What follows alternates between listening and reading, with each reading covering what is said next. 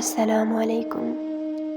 گاؤں کا چودھری روزانہ رات کو میرے گھر آتا اور میرے ساتھ زیادتی کرتا۔ چودھری سے بدلہ لینے کے لیے اس کی بیٹی سے دوستی کر لی۔ ایک رات چودھری کی بیٹی کو رات میں گھر پر بلا کر اپنی جگہ سلا دیا۔ جیسے ہی چودھری آیا تو میری بربادی کا سبب کوئی اور نہیں بلکہ وہ شخص تھا جسے میں اپنے باپ کی جگہ دے چکی تھی۔ مجھے کیا خبر تھی کہ اس کی نیت میں کس قدر کھوٹ ہے۔ دنیا کے سامنے مجھے بیٹی کہنے والا رات کو میرے لیے درندہ بن جایا کرتا تھا۔ ظلم بھی اس وقت تک ہی سہا جاتا ہے جب تک برداشت ہو، اور پھر میری زندگی میں وہ دن آیا جب میری برداشت ختم ہو گئی اور میں نے چودھری سے بدلہ لینے کے لیے کچھ ایسا کیا کہ سن کر آپ کے بھی رونگٹے کھڑے ہو جائیں گے کہ کس طرح میں نے اپنی جگہ چودھری صاحب کی بیٹی کو لٹا کر اپنے انتقام کی آگ کو بجھایا۔ میرا نام سکینہ ہے۔ میں 15 سال کی تھی اور اپنی سہیلیوں کے ساتھ گاؤں کے کنویں کے قریب ہی کھیل رہی تھی کہ جب میری ایک سہیلی نے آ کر مجھے بتایا کہ میرے ہوش اڑ گئے۔ تجھے پتہ ہے سکینہ، تیری ماں کے ساتھ کیا ہوا ہے؟ شہزادی بہت تیزی سے بھاگتی ہوئی میرے پاس آئی تھی۔ نہیں، میری ماں کو کیا ہوا ہے؟ ابھی تو وہ حویلی سے کام کر کے گھر لوٹی تھی اور پھر ہی میں کھیلنے کے لیے یہاں آئی ہوں۔ تیری ماں نے پنکھے سے لٹک کر خودکشی کر لی ہے۔ شہزادی کی بات سن کر مجھے ایسا لگا جیسے وہ کوئی مذاق کر رہی ہو۔ میں نے ایک زوردار چماٹا شہزادی کے منہ پر مارا اور اسے کہا، یہ کیسی بات ہے؟ ایسا مذاق کون کرتا ہے؟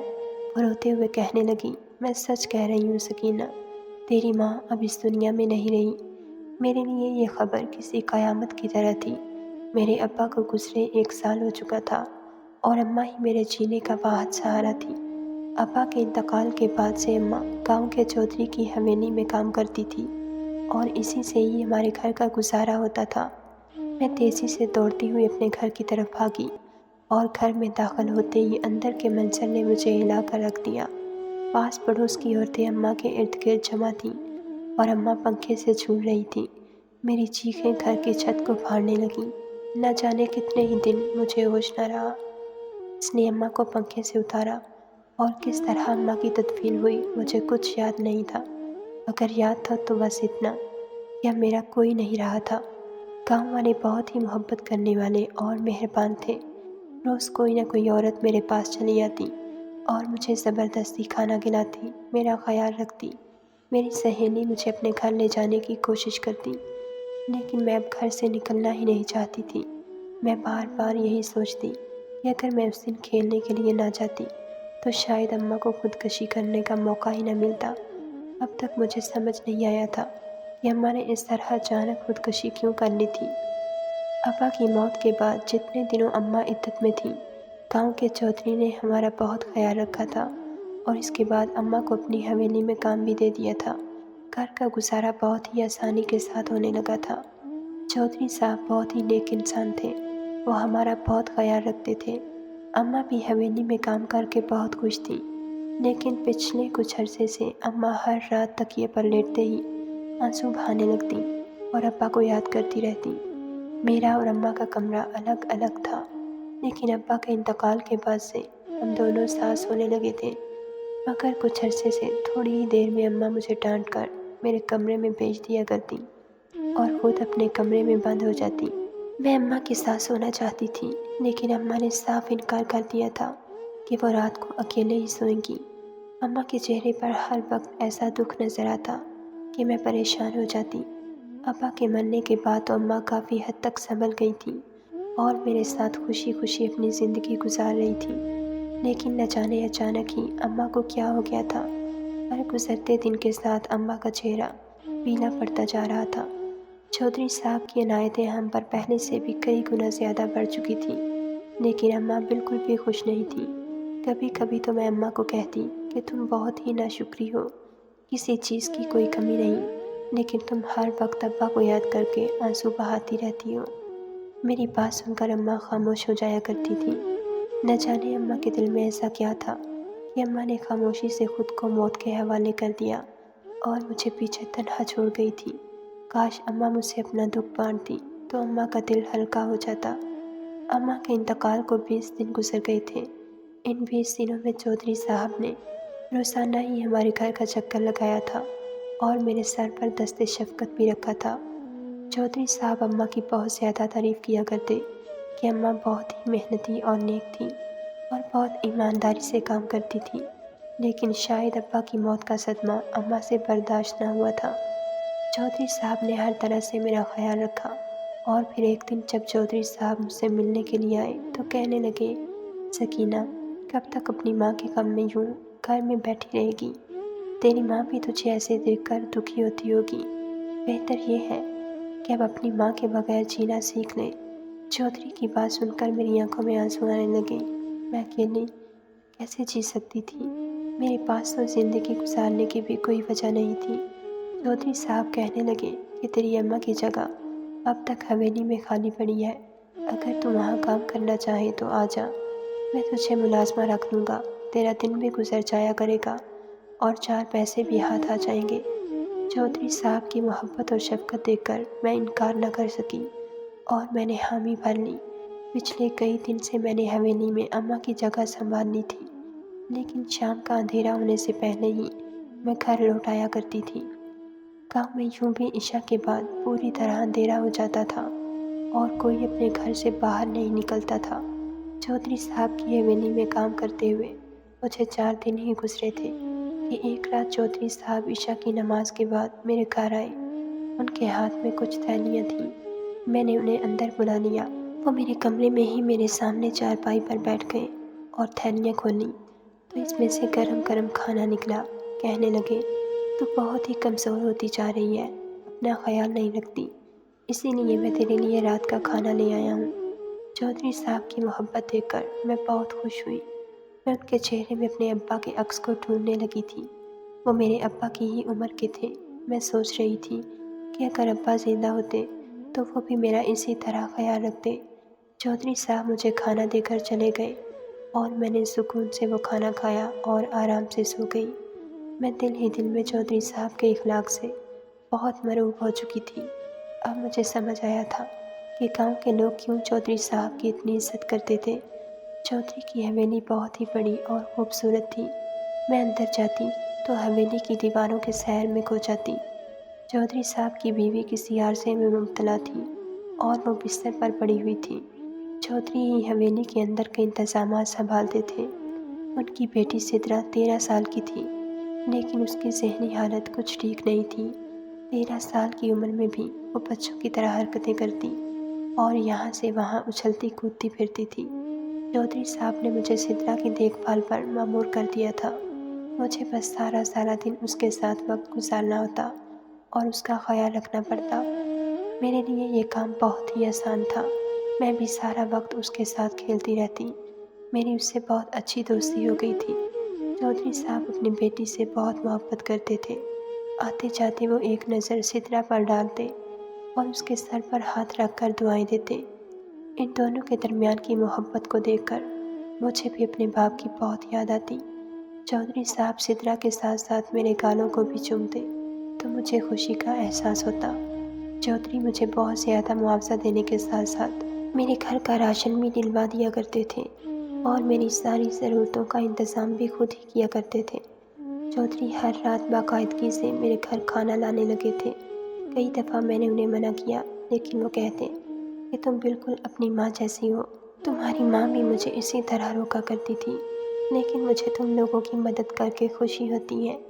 حویلی کے ماحول میں میں پوری طرح رچ بس گئی تھی اور اب تو مجھے چودھری کی بھی عادت ہو گئی تھی۔ روزانہ رات میں مجھے خود ہی ان کا انتظار رہنے لگا۔ میں اپنی سہیلیوں کے آگے بھی چودھری کی بہت تعریف کرتی تھی۔ ایک رات چودھری صاحب کھانا لے کر آئے تو کھانا دے کر جانے کی بجائے وہ سکون سے میرے کمرے میں ہی بیٹھ گئے۔ میں ان سے بہت زیادہ مانوس ہو چکی تھی، اسی لیے انہیں اندر بلانے میں بھی مجھے جھجک محسوس نہیں ہوتی تھی۔ چودھری صاحب نے مجھے ہاتھ پکڑ کر محبت سے اپنے برابر میں بٹھا لیا اور اماں کی باتیں کرنے لگے۔ وہ کہہ رہے تھے کہ سکینہ، تو بھی اپنی ماں کی طرح ہی بہت خوبصورت اور لمبی چوڑی ہے۔ تجھے دیکھ کر یہ گمان ہی نہیں ہوتا کہ تو ابھی صرف 15 سال کی ہوئی ہے۔ تو نے تو گاؤں کی حسین عورتوں کو بھی مات دے دی ہے۔ چودھری کی بات سن کر میں کھل اٹھی تھی۔ میں جس عمر میں تھی، اس عمر میں اپنی تعریف سن کر ہر لڑکی خوش ہو جاتی ہے۔ चौधरी साहब मेरी तारीफ़ करते करते मुझे अपने हाथ से खाना खिलाने लगे। मुझे चौधरी के हाथ से खाना खाना कुछ अजीब लग रहा था, लेकिन इनकार करने की हिम्मत मुझ में नहीं थी, इसीलिए मैं खामोशी से खाना खाने लगी। मैं भूखी भी बहुत थी। इतना लजीज और गरम गरम खाना मैंने शायद पहली दफ़ा ही खाया था। मुझे खाना खिलाने के बाद चौधरी कहने लगे, सकीना, अब तुम आराम से चारपाई पर लेट जाओ और सो जा। मैं यहीं बैठा हूँ। मुझे रोज़ तेरी फ़िक्र सताती है कि तू रात को किस तरह अकेली रहती होगी। उनकी बात सुनकर मैं पहले तो कुछ हैरान हुई, लेकिन फिर वो अचानक ही मेरे करीब आ गए। मैं 15 साल की हो चुकी थी और एक जवान लड़की को इतनी समझ तो होती है कि उसके करीब आने वाले मर्द की नीयत कैसी है। मुझे भी चौधरी की नीयत कुछ ठीक नहीं लग रही थी। मैंने घबराते हुए चौधरी साहब से कहा कि मैं आराम से सो जाऊंगी, आप ही हवेली जाकर आराम कर लीजिए, आपको भी सवेरे सवेरे ही उठना होता है। चौधरी मुस्कुराते हुए कहने लगे कि वाकई मैं बहुत ज़्यादा थकन महसूस कर रहा हूँ और सुकून से सोना चाहता हूँ, लेकिन तेरी चतुराई मुझे ये सुकून नहीं दे सकती। जब तक तेरी माँ जिंदा थी मैं उसे सुकून हासिल कर लिया करता था, लेकिन फिर तेरी माँ चल बसी। मुझे खुश करके उसे बहुत ही बुरा लगता था और इसीलिए शायद उसने खुदकशी कर ली थी। तेरी माँ बहुत ही एहसान फरामोश निकली। उसे इस बात का एहसास भी नहीं हुआ कि मैंने किस तरह तुम्हारे बाप के मरने के बाद तुम लोगों को सहारा दिया। तेरी माँ के जाने के बाद से मैं बहुत ज़्यादा तन्हाई महसूस करने लगा हूँ, इसलिए मजबूरन मैं आज तेरे दरवाजे पर आ गया हूँ। अब तो अपनी माँ की कमी पूरी कर और मेरी हर ख्वाहिश को पूरा कर दे। चौधरी की बात सुनकर मेरे रोंगटे खड़े हो गए थे। उनकी बातों का मतलब मुझे अच्छी तरह समझ आ रहा था, लेकिन मेरे लिए इस बात को कबूल करना बहुत मुश्किल था। वो मेरे बाप की जगह थे। मैं सोच भी नहीं सकती थी कि उनके दिल में मेरे लिए ऐसे जज्बात होंगे। मेरी माँ की मौत के पीछे कोई और नहीं बल्कि चौधरी साहब थे। मेरी माँ इनकी गलत हरकतों से तंग आकर ज़िंदगी गंवा बैठी थी। अब मुझे समझ आ रहा था कि अम्मा रात को मुझे अलग कमरे में क्यों भेज दिया करती थी और उनके पीले पड़ते चेहरे के पीछे क्या वजह थी। ये सोचकर ही मुझे चौधरी से घिन महसूस हो रही थी कि बाहर नेक और पारसा नजर आने वाला शख्स अंदर से किस कदर स्याह और बदकार है। चौधरी जैसे जैसे मेरे करीब आ रहे थे मेरा सांस रुकने लगा था। मज़ाहमत करने लगी तो चौधरी ने अपने होंठों पर उंगली रखकर मुझे खामोश रहने का इशारा किया। वो मेरे कान के करीब होकर सरगोशी के से अंदाज में कहने लगे कि अगर तूने शोर मचाया तो मैं तुझे सारे गांव के आगे बदकिरदार साबित कर दूंगा। गांव वाले मेरी शराफत को अच्छी तरह जानते हैं और तेरी माँ की खुदकशी भी उनसे पोशीदा नहीं। मैं गांव वालों को बताऊंगा कि तेरी माँ ने अपने काले करतूतों की वजह से खुदकशी की थी और तू भी उसी रास्ते पर चल पड़ी है। गांव वाले मेरी हर बात पर यकीन करेंगे और तुझे पत्थर मार मार कर इस गांव से बाहर निकाल देंगे। चौधरी की बात सुनकर मेरी आंखों से आंसू बहने लगे। वो मुझे पूरी तरह धमका रहे थे और मुझे उनसे खौफ महसूस हो रहा था। इसके बाद जो कुछ चौधरी ने किया वो मैं खामोशी से सहती चली गई, क्योंकि उसके सिवा मेरे पास कोई चारा नहीं था। ना ही सर पर बाप का साया था और ना ही माँ का। मैंने तो चौधरी को ही अपना बड़ा माना था, लेकिन मुझे क्या खबर थी कि वही मेरी इज्जत के दुश्मन निकलेंगे। मैं यही समझती रही कि वो मुझे उसी नज़र से देखते हैं जिस नज़र से सितरा को, मगर हकीकत तो आज खुलकर सामने आई थी। सारी रात मैं चौधरी के जुल्म का निशाना बनी रही और फजर से कुछ देर पहले वो खामोशी से मेरे घर से निकल गए। मैं बिल्कुल अपनी माँ की तरह ही तकिए पर आंसू बहा रही थी और आज मुझे अम्मा का कर्ब और उनकी खुदकशी की वजह समझ आ गई थी। अगली सुबह मेरी हवेली जाने की हिम्मत नहीं थी। मैं अपने घर में ही बंद थी, लेकिन कुछ देर बाद चौधरी साहब का खास मुलाजम मुझे बुलाने के लिए आ गया। मैंने ये कहकर साफ इनकार कर दिया कि मेरी तबीयत ठीक नहीं और मैं हवेली नहीं आ सकती। वो कहने लगा, सोच ले सकीना, अगर तू खुद से नहीं चलेगी तो चौधरी खुद तुझे लेने के लिए आएंगे। उसके अंदाज बता रहे थे कि वो चौधरी की हर हरकत से पूरी तरह वाकिफ़ है। उसके अंदाज में जैसी धमकी थी वो मैं अच्छी तरह समझ रही थी। चारों लाचार में उसके पीछे चल पड़ी। चौधरी साहब हवेली की बैठक में ही बैठे थे। मुझे देखते ही मुस्कुरा कर कहने लगे, सकीना, छुट्टी के बारे में सोचना भी मत। تو نہیں آتی تو میری تھی سدرا کا دل نہیں لگتا۔ چودھری اٹھ کر میرے قریب آئے اور میرے گالوں کو کھینچتے ہوئے کہنے لگے کہ آج تو بہت ہی نکھری نکھری اور پہلے سے بھی زیادہ خوبصورت لگ رہی ہے۔ میں نے چودھری کے ہاتھ کو جھٹکا دیا اور سدرا کے کمرے کی طرف بھاگی۔ پیچھے سے ان کا قہقہا بلند ہوا تھا۔ سارا دن بہت ہی بے دلی سے میں سدرا کے ساتھ اس کے کمرے میں رہی۔ وہ میرے آگے پیچھے ہنستی ہوئی کھیلتی رہی۔ رات کا ایک ایک پل میری آنکھوں کے سامنے لہرا رہا تھا اور مجھے اپنے وجود سے بھی نفرت محسوس ہو رہی تھی۔ شام ہوتے ہی میں گھر چلی آئی اور خود کو گھر میں قید کر لیا۔ میں نے صبح سے کچھ نہیں کھایا تھا۔ مجھے یہ سوچ کر ہی خوف محسوس ہو رہا تھا کہ کہیں چودھری صاحب دوبارہ میرے گھر کی دہلیز تک نہ آ جائیں۔ میرا یہ خوف سچ ثابت ہوا تھا اور دروازہ زور زور سے بجنے لگا۔ میں نے دروازہ نہیں کھولا اور دروازے کے ساتھ لگ کر ہی کھڑی ہو گئی۔ خوف کے مارے میرا جسم سارا کانپ رہا تھا۔ چودھری کی آواز آئی کہ سکینہ، اگر تو نے دروازہ نہیں کھولا تو میں دروازہ توڑ دوں گا اور سارے زمانے کو بتاؤں گا کہ تو بند دروازے کے پیچھے میرے ملازم کے ساتھ رنگ رلیاں منا رہی تھی۔ چودھری کی بات سنتے ہی میں نے فوراً دروازہ کھول دیا۔ وہ اندر چلے آئے اور پھر مجھے زبردستی کھانا کھلانے کے بعد منمانیاں کرنے لگے۔ ساری رات میں انگاروں پہ لوٹ کر گزاری تھی اور صبح کے وقت وہ دوبارہ واپس چلے گئے۔ چودھری صاحب کو کھلی چھوٹ مل گئی تھی۔ وہ جب چاہے جیسے چاہے مجھے استعمال کرنے لگے۔ ہر رات بے خوف ہو کر میرے گھر چلے آتے اور ساری رات میرے ساتھ گزارتے۔ میں پچھلے 1 مہینے سے ان کی ہوس کا نشانہ بن رہی تھی اور اب میری برداشت ختم ہو گئی تھی۔ ایک دن میں حویلی گئی تو مجھے پتہ چلا کہ چودھری کے زمینوں کے کاغذات کے سلسلے میں شہر گئے ہوئے ہیں اور رات گئے لوٹیں گے۔ سدرا کے ساتھ کھیلتے کھیلتے اچانک ہی میرے دماغ میں ایک خیال آیا اور میں نے کھیل کے بہانے ہی سدرا کو خاموشی سے حویلی سے باہر نکال لیا۔ سدرا مجھ سے اس قدر مانوس ہو چکی تھی کہ وہ میری ہر بات آسانی سے مان لیا کرتی تھی۔ میں نے اسے اچھی طرح چادر اڑا دی تاکہ گاؤں والے اسے پہچان نہ سکیں اور تھوڑا اندھیرا ہونے کے بعد اسے حویلی سے نکال کر اپنے گھر لے آئی۔ سدرا میرے گھر آ کر بہت خوش تھی کیونکہ وہ پہلی دفعہ حویلی سے باہر نکلی تھی۔ چودھری اس کی ذہنی حالت کی وجہ سے اسے کبھی حویلی سے باہر نہیں آنے دیتے تھے۔ میں نے سدرا کو کھانا کھلایا اور اسے اپنی جگہ چارپائی پر چادر اڑا کر سلا دیا۔ جان بوجھ کر میں نے گھر کے دروازے کی کنڈی نہیں لگائی اور دروازہ تھوڑا سا کھلا رہنے دیا۔ میں جانتی تھی کہ چودھری صاحب کے علاوہ اور کوئی میرے گھر نہیں آئے گا۔ میں خود گھر کے ایک کونے میں ہی چھپ گئی تھی۔ رات کے 11 بجے کے قریب چودھری میرے گھر آئے تھے اور دروازہ کھلا دیکھ کر وہ سیدھا اندر ہی آ گئے۔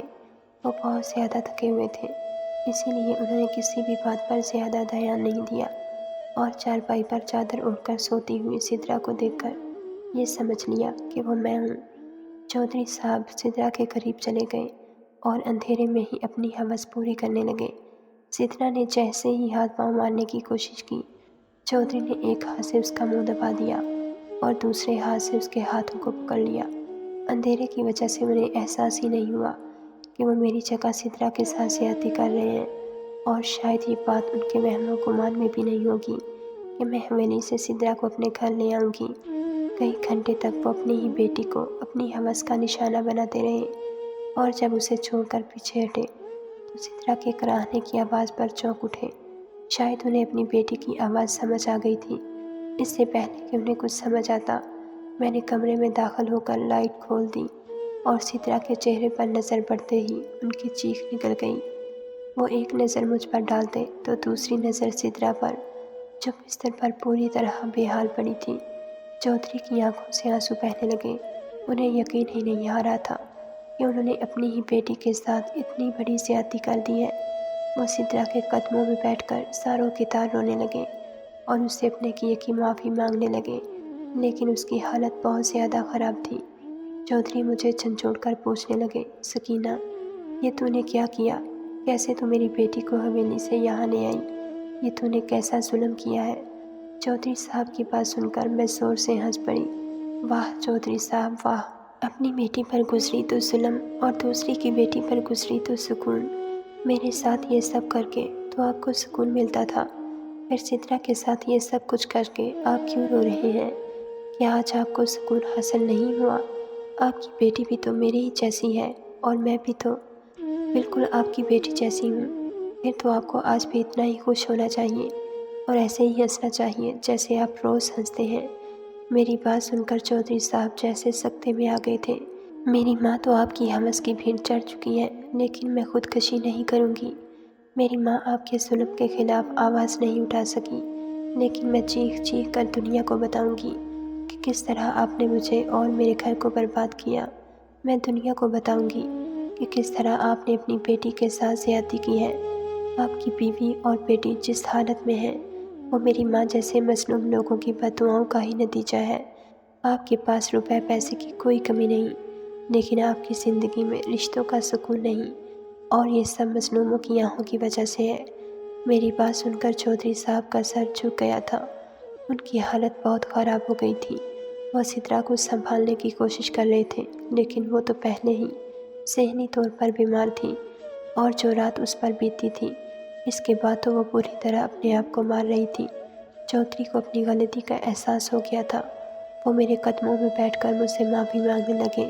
وہ التجا کر رہے تھے کہ میں انہیں معاف کر دوں۔ سدرا ان کے قریب آنے سے بھی ڈر رہی تھی اور مجھ سے لپٹ گئی۔ اپنی جان سے بھی زیادہ عزیز بیٹی کو خود سے نفرت کرتا دیکھ کر چودھری صاحب خون کے آنسو رو رہے تھے۔ میں چودھری سے ان کے ظلموں کا بدلہ ایک ہی رات میں لے چکی تھی۔ میں جانتی تھی کہ جو کچھ میں نے سدرا کے ساتھ کیا وہ ٹھیک نہیں، لیکن چودھری صاحب کو اپنے ظلم کا احساس دلانے کے لیے شاید یہی ایک راستہ تھا۔ سدرا مجھ سے لپٹی ہوئی تھی اور چودھری میرے قدموں میں بیٹھے ہوئے تھے۔ سدرا ان کے ساتھ واپس جانے کو تیار نہیں تھی۔ میں نے اسے اپنے پاس رکھ لیا اور چودھری صاحب میرے گھر سے نکل کر چلے گئے۔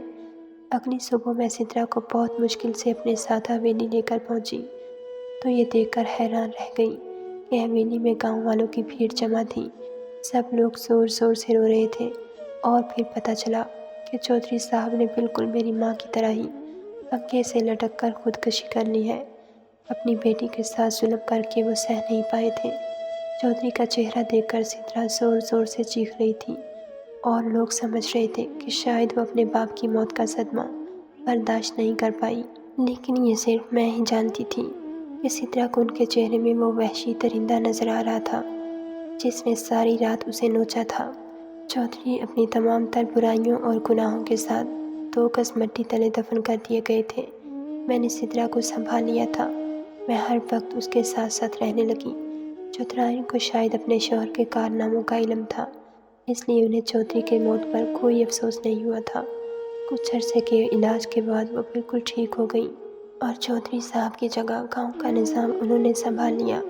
گاؤں میں پوری طرح سکون آ گیا تھا، اور میں بھی اب پرسکون زندگی گزار رہی تھی۔ گاؤں والے چودھری کو اب بھی ایک انسان سمجھتے تھے، اور ان کے انتقال کے بعد میں نے بھی ان کے کردار کشی کرنا مناسب نہ سمجھا۔ میں اب 20 سال کی ہو چکی ہوں، اور چودھرائی نے میری شادی خود ہی حویلی کے ایک ملازم سے کروا دی۔ میں اب بھی سارا دن سدرا کے ساتھ ہی رہتی ہوں۔ زندگی کا کام ہے چلتے رہنا، اور میری ماں کے جانے کے بعد بھی میری زندگی نہیں رکی۔ ہر انسان کو ہی ایک نہ ایک دن مٹی میں دفن ہونا ہے، لیکن ہم انسان اس دنیا میں خود کو بھول سمجھ لیتے ہیں، اور مظلوموں پر ظلم ڈھاتے وقت ہمیں اپنا انجام یاد نہیں رہتا۔ ناظرین، اگر آپ کو ہماری ویڈیو پسند آئی ہے تو لائک ضرور کیجیے، اور ایسی مزید ویڈیوز دیکھنے کے لیے ہمارے چینل کو سبسکرائب کر لیجیے۔